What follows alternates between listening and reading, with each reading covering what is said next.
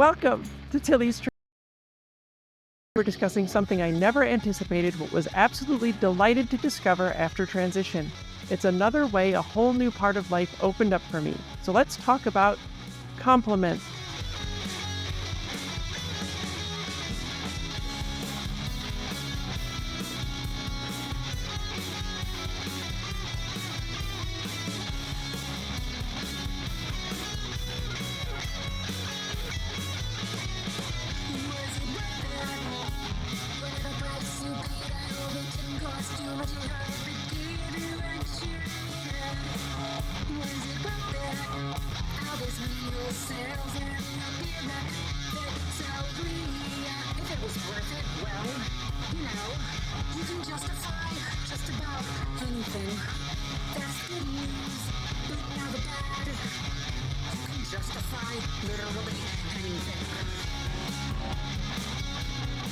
Hi, I'm Tilly Bridges, your host, and I'm joined by my writing partner, my best friend, my wife, our token cis representation, the smartest, funniest, prettiest lady I've ever known, Susan Bridges. All right, I won't argue with you on this one. Oh, good thing I didn't put humble in there.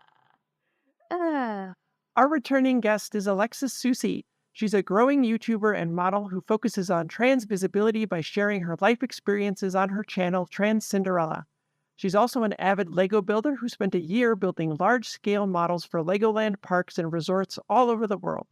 When she's not building Lego, she's building and fixing WordPress websites for her day job. Welcome back, Alexis. Thanks for having me.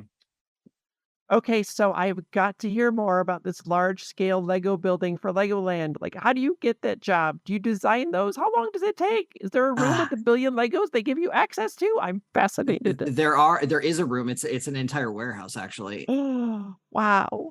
I know, but with the current political climate, it'll be a long time. But if you ever do make the trip over here, I still have friends there. Maybe we can arrange something. So it's kind of an amazing experience. I will admit the pay is not great. It's why I don't do it anymore.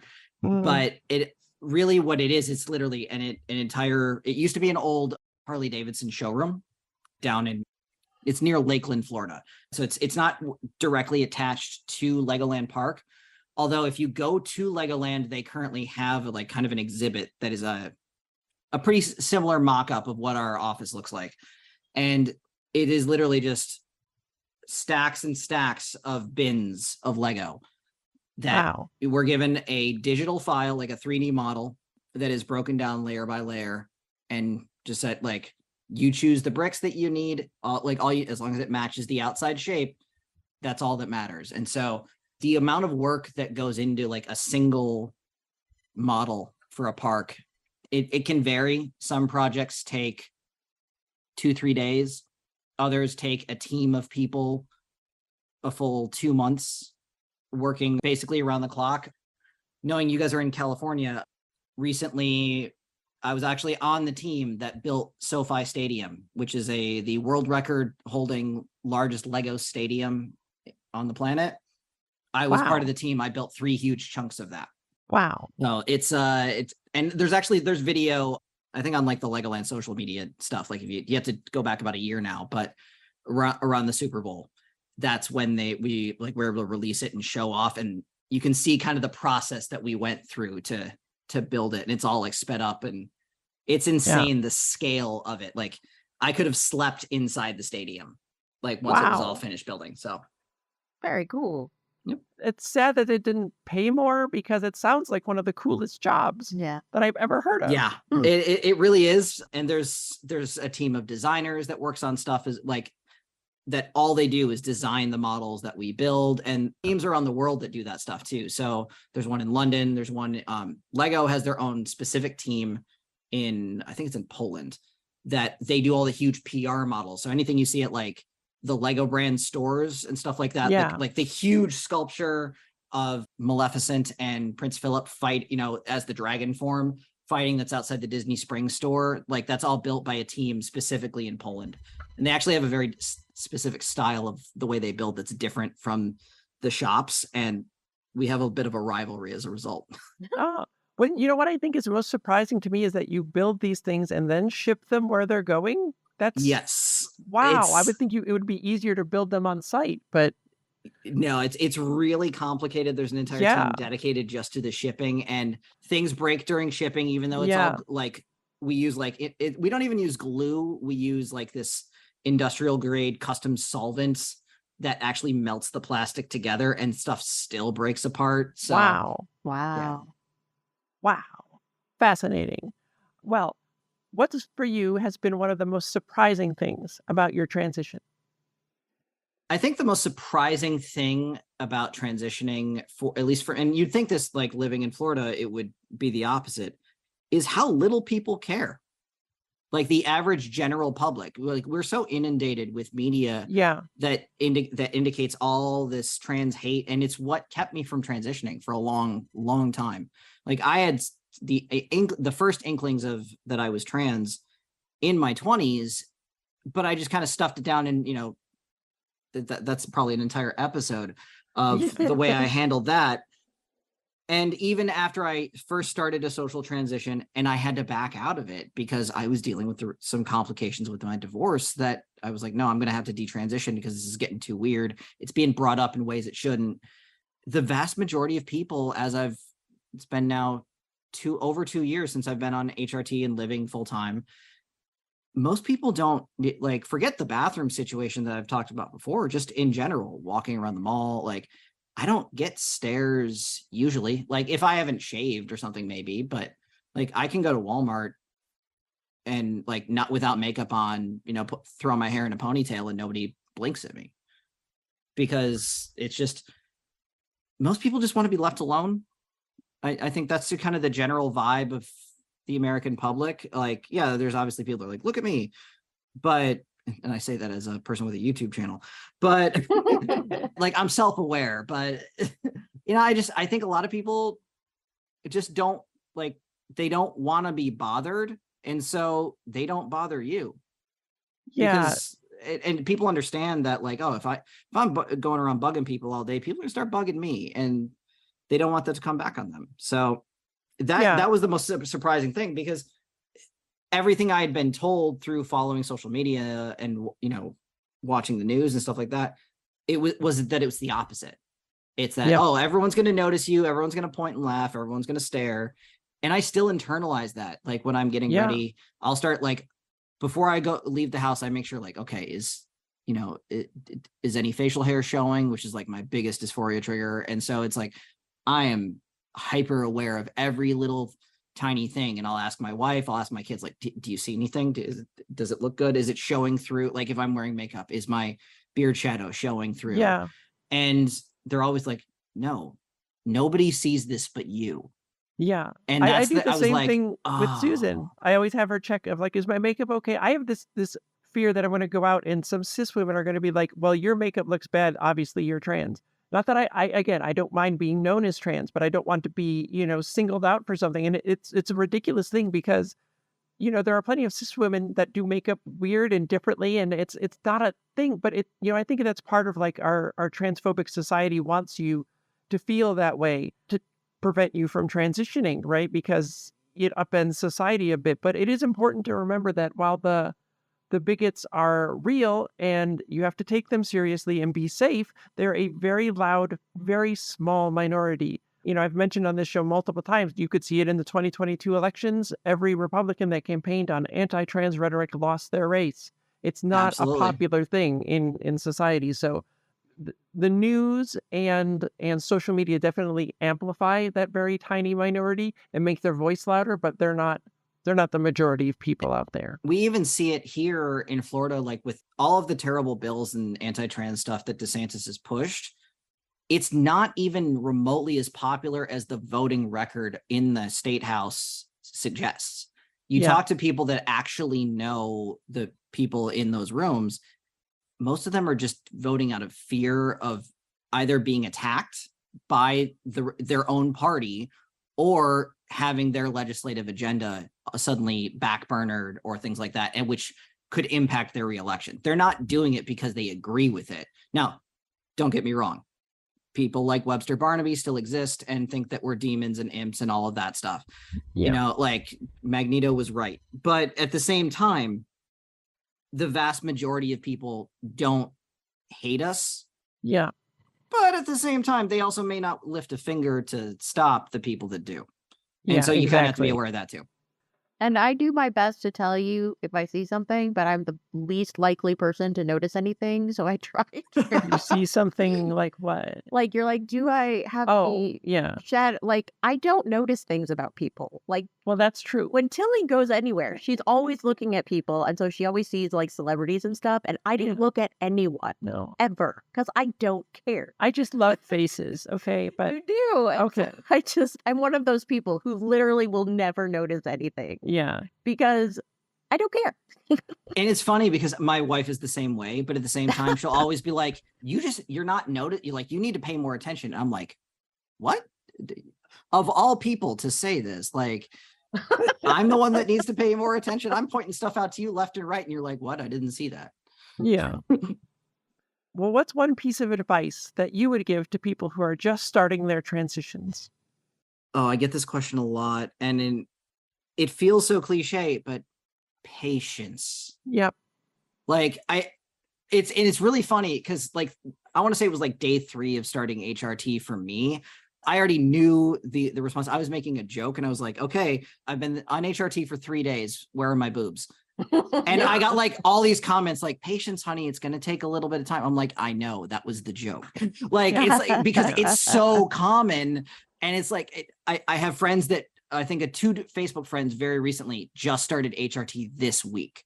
And I'm like, okay, just going to wait for them to be. And one actually started injections right away. And I was like, girl, how did you start that? Like, that is brave. Like, I know we don't like to say the whole, like, oh, you're so brave. But like, if you're willing to jump straight into injections, I'm impressed. Because Listen, I don't even do that yet. Yeah, I'm 3 years into HRT and I'm not on injections. I'm scared of needles. So I don't want to jab myself. But yeah, I think that's why I think so many people when I ask this answer it the same way because it's just that important that it just takes time and it can't be rushed no matter what you do and you can't avoid that. So you just have to come to terms with that. Despite what the transphobes say. Despite what the transphobes think Oh, yeah. and say. Yeah. It is not fast. It's happening so fast. Well, Nope. the Apparently- medical establishment isn't very good at that then. Yeah, apparently I can just, walk into my doctor's office tomorrow and just walk out with bottom surgery, top Yep. surgery, facial feminization. It's that easy. And the government's going to pay for all of it. I Yeah. wish. Yeah, I'm like, have you ever gone to the doctor? Like in your life? For anything. For anything? Yeah. They don't give you anything. Okay. Well, remind people again where they can find you online if they'd like to look you up after listening. Well, the best way to find me is just to search for TransCinderella. It's my handle for all the things. So whether that's my Twitter is still technically active, but I'm most active on Instagram. My Facebook is private. So, but I do have a Facebook page, like fan page or whatever that, Yeah. Right. and all that. And I'm hopefully by the time this episode goes live, I will have a website, TransCinderella.com. Excellent. All good things. Okay. So there are 2 sides to compliments, and both are actually an unexpected benefit to being out as trans that I'd never realized would be a thing. So for my entire life, I've dug ladies. I don't mean that I'm attracted to them, though I am, but just, as a concept, you can see the way this complicated discovering my own transness in the Trans Tuesday on disentangling sexuality from transness. Anyway, ladies, am I right? The hair, the clothes, I love all of it. And yes, okay, sure, like I said, maybe there were some signs that I was trans that I was missing my whole life. In fact, you can see the Trans Tuesday on The Signs Were Always There, episode 6 of this podcast, where I handily embarrass myself. I also feel there is actual, real, important value in men being able to appreciate those things too. Well, without thinking that it makes them gay or somehow weak and all that horrid toxic masculinity bullshit. But even before I had a name for toxic masculinity, all those years I spent pretending and thinking I was a man, I thought there was nothing wrong with my appreciation of that stuff. And I was correct. There is nothing wrong with men appreciating that stuff at all. However, I also felt, stymied, restrained in expressing that appreciation. As a kid, it's because your peers and possibly even parents immediately labeled you gay and an outcast. And of course, there's nothing wrong with being gay, even if it were true. I mean, I am gay, but I'm a gay woman, not a gay man. But all kinds of gay are good. Increase the gayness in your life. Try gay today. But for a very nerdy, awkward kid, uncomfortable in her own body for her entire life, the last thing I wanted was to be more outcast than I already was. So I just kept my trap shut about girly stuff I liked. Repression and ostracization forces people into the closet, you know? Alexis, I want to ask you, was pre-transition like that for you too? Did you always have this fascination with girls or women that you couldn't quite place? I don't know if it was more along the lines of I just always related with them better. Like Yeah, a lot of my friends in high school were girls. yeah, And I never thought much of it because I was in marching band. So, I was a big, like, it's a very gender diverse community in marching band. And like, it's all the dorks and the weirdos. And I can say yeah, that because I am one.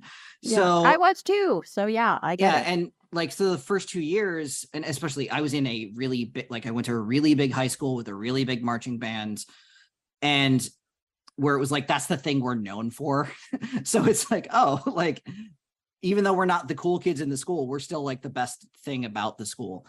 And so we were used to just hanging out with each other all the time. And I never Yeah. really thought much of it.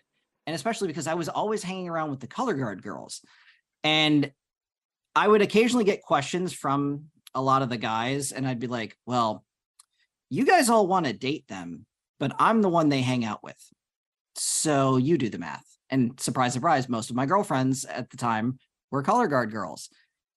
Little did I know that I was going to want to join the color guard. And I actually did, as the first then male color guard member Awesome. in my school's history, my junior year. And it became such a thing. And it was like, I had no problems like wearing the very, because at the time, they, all the color guard girls, like during the parades and stuff, we had different costumes. So it was like in Yeah, our field shows, we had a costume and that was what it was. Whereas the band members always just wore their dress uniforms. So for parades, the color guard girls had a very specific dress that they had to wear. And the director's like, well, now what do we do? Like, do we just have you, like, you can't move the way you need to in this dress uniform. It's not going to work. And so they ultimately just kind of settled on making, sadly for the parades, like they made me wear the dress uniform and just carry the big banner at the front. So I didn't really get to do much. yeah. But as part of the show, I was front and center. Like I had like the opening dance solo and everything. Like the most awkward thing in the world for me was being in a room full of, my peers were listening to a judge's tape from one of the competitions. And the director pulled me aside and said, okay, we've already listened to this, but we need you to know the judge is going to talk about you specifically. And he sounds very gay. And are you okay with this? And I was like, yeah, I don't care. Like everybody knows what I am and everything. Like I was already out as bi at that point. So it was like, it wasn't a surprise. Yeah. And then all of a sudden, like I'm hearing this flowery language and like this guy who is a like well-known choreographer is like gushing and offered me a drum corps spot like for the summer in that tape. And I was like, and everyone's like looking around at the room and be like laughing because they're like, oh, he's gay. But like, because it was the late 90s, early 2000s. Yeah. So, but at the same time, they're like, you could tell they were also kind of envious. And that's how it helped me understand that. Like, no, those kind of compliments and stuff, those are good. Yeah. So that's cool. Yeah. Yeah, it was a weird day. I still think about it. I should have thought about it more and figured it out then. We all have those moments. So many of yeah. them. Yeah. But as an adult, it didn't take me long to learn that all too often, and the ladies out there can already see this coming, compliments on anything like clothing or hair or makeup or anything coming from a seemingly cis man is something else entirely. Because of course it usually means they're sexually attracted to you or want something from you or might soon harass you or worse. I mean, it's basically the same thing as men whistling and yelling at women on the street. It's awful and needs to stop. And there was absolutely no way I was going to be someone who contributed to that. Even if my intentions were just to say I really liked their dress or thought their hair looked amazing, I'd just keep it to myself or talk about it with Susan. Because there was no way for any woman I was talking to be aware of my intentions. And if I tried to explain that, I'd just come off weird and seem like even more of a creeper. And I don't know if I realized that because I'm trans and always have been, or if I was just actually keenly aware of how a lot of cis men treat women, which again, I suppose I could have been more aware of as I am a woman, even when I didn't consciously know it yet. I'd like to think it's because I try to be aware of people and their feelings, and the last thing I ever want is to make someone uncomfortable or upset. Or maybe I'm just kind of Midwestern. I don't know. I sincerely hope it's the former, but you can't take the Midwest out of me either. Oh, but I knew the comfort of the women I wanted to compliment was more important than her knowing some random apparent guy thought her eyeshadow looked amazing. So, to the cis guys listening, if you haven't figured that out yet, please heed these words. A woman feeling safe is more important than your need to tell her how pretty you think she is, or how sexy her voice is, or how much you like her clothes or hair or anything else. Really, don't force your thoughts on random women. I promise you, we don't care. Did you feel this same weird issue with complimenting women pre-transition? Alexis, what was that like for you? Yeah, I still feel it, to be honest with you, which is weird, but I've got a whole story for that. But the like you, I was aware, like, hey, just don't, Yeah. because they don't need to hear it. They hear so many terrible things that Yep. even when you come off as genuine, because I even as I was listening to, I'm thinking like, okay, but what about this and with the no, like just don't, like it's just people, like I was saying before, people like to be left alone. Yeah. They just want to go about their day. They don't need your opinion, whether it's positive or negative. Yeah. Society forces so much on women about their appearance that, it's such a complicated thing for so many of us, cis or trans. So it's better to just not even get into that mess. Exactly. Yeah. The one place where I do feel a little bit more comfortable is like if I'm shopping and someone else is like next to me looking at something, like clearly trying to make a decision. That's when I may potentially be like, oh no, that would be great for, like, that color looks great with your complexion or whatever. Like, because at that point it's kind of a shared experience of like, I'm looking at this and like we all go through that. And so Yeah. maybe that's where they may actually want an opinion, even if it's, especially because if it's someone they don't know, I'm not necessarily going to be protecting that person's feelings. Right. And so I do understand that, but it's like, you can catch a vibe, whether or not it's a good idea to do that. But what's interesting to me is I find compliments on my appearance. I used to be terrified of it, but Yeah. now it is the most affirming thing in the world to be given like just the most basic compliment, like, oh, I really like your dress, or like, yeah, I really like your hair. Like one of my first videos that gained a lot of comments and popularity was late one night after work, I stopped at Petco to pick up dog food. And the cashier gave me a compliment on I think it was my eye makeup. And I got back to the car and I almost started to cry, and I just decided to pop the camera on. I was like, this means the world to me, Yeah. because it's saying to me, it's that person saying, like, because it was another woman, I see you and I know I know how hard it is for you. So I want to make you feel better. Yeah. And it's like, for me, I was like, cis women, please hear me out. If you, maybe you kind of clock someone as trans, don't acknowledge that, because that's rude. But if you give us a compliment, you will make our day, you will make our week, depending on the compliment. And that to me was it was so important. But at the same time, I also know, like, to pick your battles, because in the right situation, it can actually be really awkward. And I deal with this all the time going to Disney. It's so tempting, like, because you see all the little kids walking around in their princess dresses, and I'm like wearing a Cinderella shirt, or like I'm Disney bounding as Cinderella or something like that. And it's perfectly normal. And you see it all the time. You see cis people complimenting little kids in like, oh, you look so cute in your princess dress. Isn't that amazing? Like, Cinderella's my favorite princess too.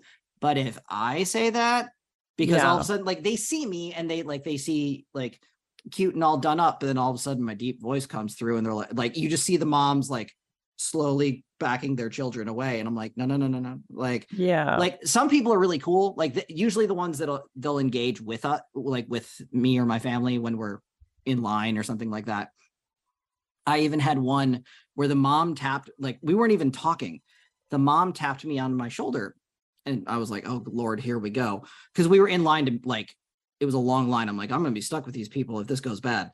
And the mom was like, my daughter just wanted to say that, it's really exciting to see Cinderella and Ariel, because my wife was a redhead at the time and I was blonde, seeing Cinderella and Ariel on their day off.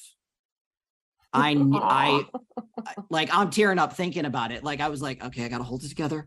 Like, even my wife at that point was like ready to cry. We're like, they think we're princesses. Oh my God. Like, and it sounds like it sounds silly, but it's like, it was so affirming to know that like hate isn't like a thing that's inborn in you. Sometimes people just see you as like, oh no, they're pretty. And they, it feels nice to be told you're pretty.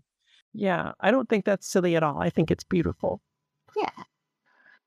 For me, this issue with compliments carried over even with my lady friends, and not just strangers that I met in daily life. I might venture to say I liked their shirt or something, but usually only if it had something geeky on it that I was a fan of that we could talk about.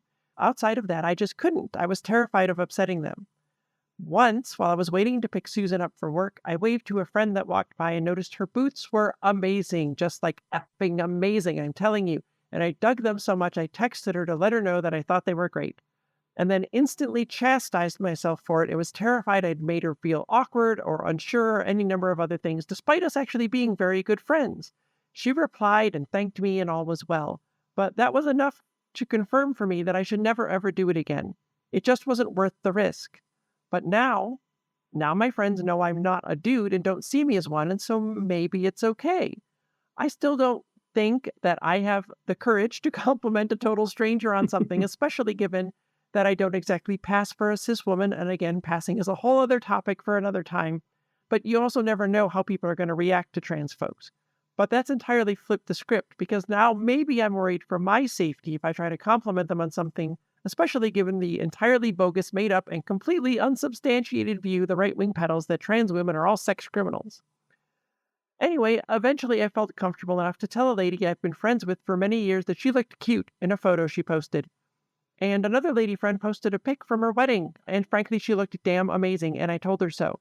Neither of them felt uncomfortable with me doing so. It just seemed like it was maybe fine and an okay thing to do. And honestly, that's something I never could have expected or even hoped for. And I'm thrilled. I love making other people happy, or being able to bring someone a smile, or letting people know that I think they're absolutely killing it at what they do. And I'm not shy about that with their work, like art they create or stories they write or anything like that. But now I also feel I can maybe tell them if I think their hair looks amazing today, or they look great in that photo they're not sure about. And that's a side effect I never considered, but I'm so glad to find it's happened. It feels like I can connect with friends who are ladies at a level I couldn't before. When you spent most of your life feeling like you were drowning and cut off from everyone around you in the entire world, any level of connection feels extra special. Alexis, I wanted to ask if you have found any other unexpected bonuses of transitioning, like something you never predicted, but you're so happy it happened. Well, you said to keep this PG-13, so I won't talk about that. I agree. We've had allusions to this before as well, but yes, I agree wholeheartedly. Okay. But there is a certain aspect to it of like gaining a better understanding of my sexuality and like who I am as a person, but also kind of touching on what you just talked about, the idea of like, now I'm more comfortable giving compliments, but also learning, like, because I've seen this within the community where, especially people that are newly out and newly transitioning, they're experiencing that teenage rush of hormones. And so they're comfortable, but they don't know where the line is. And so that was a big surprise for me, of like learning where that line was and knowing the difference between a compliment, and because I'm also neurodivergent, I don't necessarily like, my whole thing is like, you have to tell me you're flirting because I don't know. And so I come at that situation with other people too. And it's like, I try to, whenever I see somebody post like whether it's a selfie or like, hey, I bought this new outfit, like I'll see the comments of like, oh my God, you look so hot, you look amazing. And I understand some people do read that as like, that's just like a compliment, but other people like, no, that's their way of flirting. And to avoid that kind of awkwardness, I'll just be like, no, I'm going to focus on the article of clothing that they're talking about. So like, it's, hey, I bought this new dress. Oh my God, that dress looks amazing on you. And I think you focus the compliment on the item and not the person. Yeah. So that way it's like, okay, I'm not sexualizing you. I think that's kind of how you find the balance. It's like, oh, I can totally like have that conversation with a friend, be like, hey, I love that dress. Where did you get it? You kind of couch it with that. And I think a little that like that Midwesternness comes in from me too, of like, oh, like, because people give me a compliment, like, oh, I love that dress, or I love those boots. Oh, thanks. I got them on sale. And like it's just such a thing that like my parents always used to do. Like my mom that would does get a feel compliment. deeply Midwestern. Yeah. It's like, it's a thing. And I'm like, I don't know if people outside of the Midwest really get that. Like we for some reason, we feel the need to tell you where we bought it, how much we paid for it, and whether or not we used a coupon, because you can get that coupon too. Like, it's like you this gotta weird, know like, it was a deal. Yeah, we saved money. Like, exactly. I have definitely had some awkward conversations like that. Yeah. And people look at me like, why are you telling me this information? And I'm like, I thought I was helping. I'm sorry. Like, you can take the girl out of the Midwest, but you can't take the Midwest out of the girl. Exactly right. So yeah, it's been a surprise, and like kind of reacclimating and re-climatizing myself to the idea of like, oh, this is how women work. Like, we give each other compliments, but we also know there's a line. And early on in transition, you got to learn that line, or you get labeled as like, hey, maybe don't talk to this person. Like, they don't understand the difference between like, hey, this is like, that's a cute dress, and hey, that's a cute dress. Like, it's all like, because that you don't get that vocal intonation over text. And so it's like, you got to figure that out. Yeah.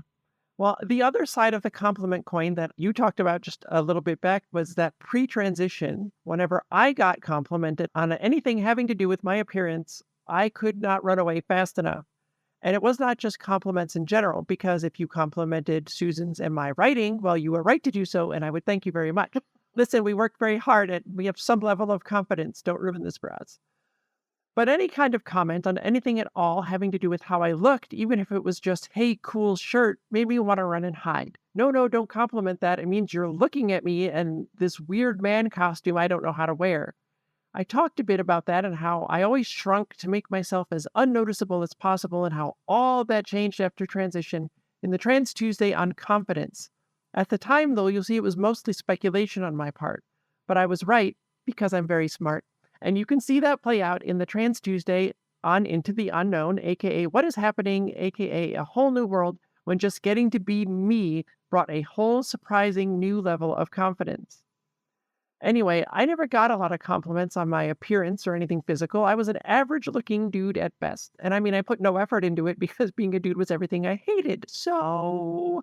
You definitely had a uniform. I did. Yes. I think we all do. Yeah, like, we all had that uniform. Like, it's like, oh, it's just a t-shirt and khaki shorts. Like, just exactly. That's the uniform. Trans lady in denial uniform. Probably cargo shorts too, because we got to carry stuff. Oh yeah. It was, But now, not only is that feeling gone, it's quite the opposite, which I'm pretty sure is how compliments are supposed to work. And it's not just that I'm happy a friend likes something I'm wearing or the curls in my hair or whatever, but it's because there's the added layer of being seen. And not just physically, but seen as a woman. I know that they see me as I truly am, and that is beyond amazing. See the Trans Tuesday on what real cis acceptance looks like, for what that can do to a person. Also episode 5 of this show, and something Alexis just talked about.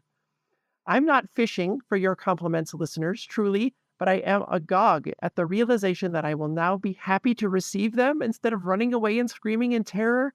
It's a whole brand new experience, and I love it. Thank you for being here, Alexis. Thank you for having me. Ladies, your hair is beautiful. You look stunning in that outfit, and that photo is super flattering. You're amazing, and I adore you. And I've got a lifetime to make up for, so I'm going to tell you every chance I get. Tilly Bridges, end transmission.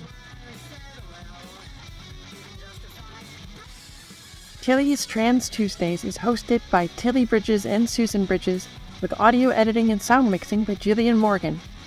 Special thanks to Daisy and Jane for the use of Sorry Not Sorry as our show's theme music. Please stop by and show your support at daisyandjane.bandcamp.com and soundcloud.com/daisyandjane.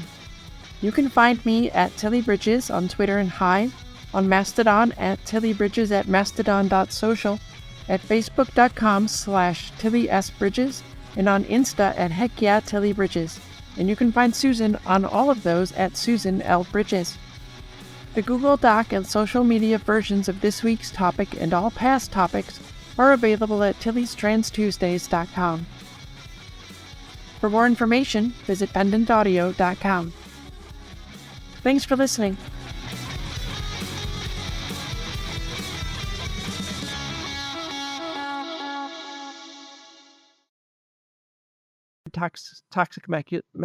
Toxic masculinity bullshit. I got it. I said it. Okay. Good job, Tilly. But You even did it. before, yeah.